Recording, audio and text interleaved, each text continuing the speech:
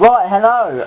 Basically, I'm recording my second vlog, which I have done in a row. So basically, the first vlog that I've done talked a little bit about Christmas and about a friend.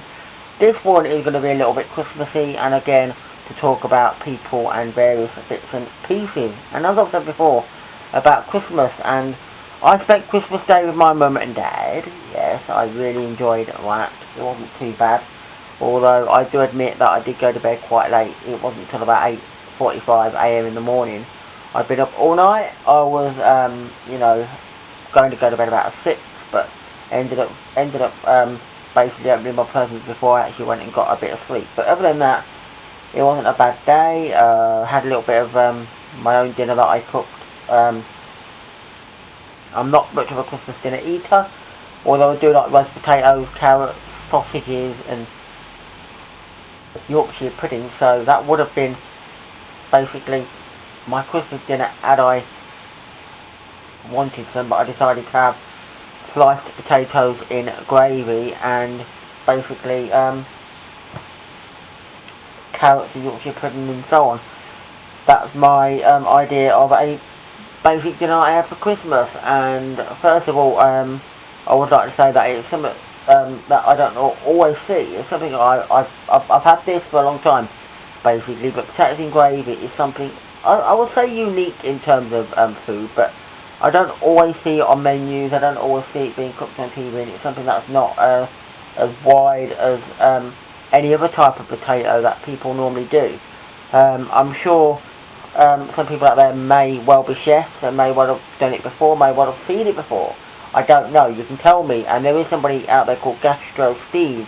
I think basically he's a chef. I'm not quite sure for certain if he is, but I think he is, and basically subscribes to me. And he's a great person, and I don't know, if he's a chef then maybe he would be able to explain to me that basically there are people that do that, but usually to me there are lots of combinations that potatoes are cooked. And one of the things I always see on TV is that they do potatoes like a thing where they put like a white sauce, or they slice potatoes. And normally what they do, they put a bit of oil on it, and they'll probably put some thyme or rosemary on it and that, and they put them in the oven, and then they basically cook them. Well, I don't do that, and I don't put white sauce on it either or anything like that. My thing, I've always done this, I do this every week without fail, because it's part of a meal that I have, is basically potatoes in gravy. It's a simple but good thing that I love. It's basically like a casserole, but it's not a casserole that has cubed potatoes and that. It's sliced potatoes all the time. Basically, you don't have to necessarily have anything with it, because you could just literally have the sliced potatoes on its own, with, say, things that you put on the side, because you can have your veg doing it in a saucepan or anything like that. You don't even have, and what it is I slice potatoes, basically, not too thick or thin, put them into a dish, and then add the gravy, and I cook them for about hour and a half, until they are starting to become soft, basically. And then what I normally do is I normally add carrots, and I add like hot dogs or basically sausages to it, and then I add that's about it really. And then what I have with it, sometimes I add dumplings, sometimes when I make my own, or I have puff pastry, or I have Yorkshire pudding, and they're the three things that I like to have for that. And it's so interesting, because I don't normally see it on TV where they do these type of sliced potatoes. They have to be cooked though, so you've got to cook them for about an hour and a half. It's not a dish that can be done in 20-25 minutes. I mean, the cooking time will take, because again, you've got to cook the potatoes. But it's good, I like it. It's almost like a slow cooking process.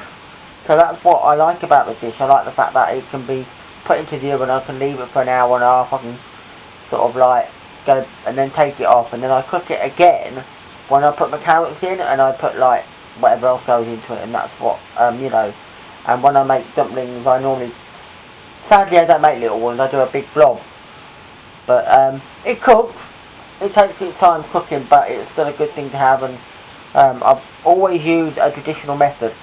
I've had this handed down from my mum, I've had this handed down from my mum basically had this recipe from her gran, and then I basically got it off my mum. It's a very simple method, but I do not use to it.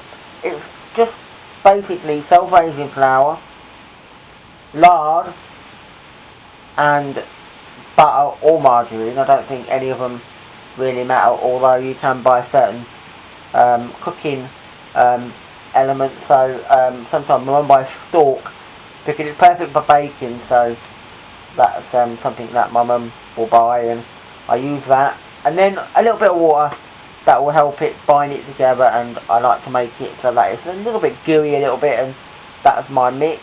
And I put it into my potatoes and gravy with carrots and that, and then cook it. And that is a dish that I absolutely love. Although probably trying to I do try and make less of it, because I think sometimes when I do cook it, it seems like there's a lot in the pot. So when I put it on my plate, I do think sometimes maybe, you know, but I do eat as much as I can, and I think maybe it's something that I have to learn to try and make smaller amounts of it. But I think you forget, because you're slicing the potatoes away, and I always make sure that I put enough in there, because I don't want to be doing like a few sliced potatoes and then realising that I haven't got enough. I'm not a kid anymore, so I like to make sure that I've got enough. But yeah, it's a very nice thing to have. I love it, really do, and it's something I love to basically cook. It's, you know, and apart from that, I can cook a roast dinner, so I'm quite good in that aspect of when I make basically a dinner. I always make my own Yorkshires. I'm afraid to say that I do like these frozen varieties, but I will never ever really eat them, because I always believe in that homemade Yorkshire puddings taste the best. There's no secret ingredient to it, making any of it, just eggs, flour and milk. You don't need any more than that. If anybody tells you different, they must be a fool, because that's just a simple ingredient, and I do it all the time. And when they come out, they normally come out just brilliantly. Sometimes I've had them come out and they've been so much, it's like big Yorkshire pudding, eh? Just absolutely brilliant. So there you go. And as I said, keep watching my videos, because I will have some more to put up very soon. Hope you do like the videos, and of course a big mention goes out to Gastrosteve. And I'll see you lot later, and bye for now.